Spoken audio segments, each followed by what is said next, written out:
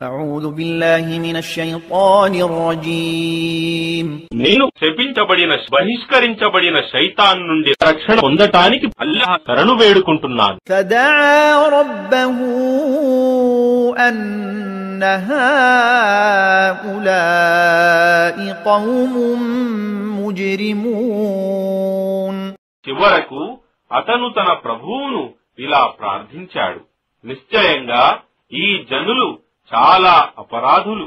فأسر بعبادي ليلا إنكم متبعون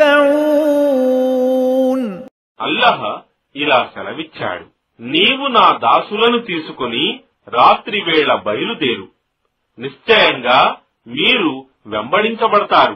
واترك البحر رهوا إنهم جند مغرقون మరియు సముద్రాన్ని చీల్చి నెమ్మదిగా వెళ్లిపో, నిశ్చయంగా ఆ సైనికులు అందులో మునిగిపోతారు.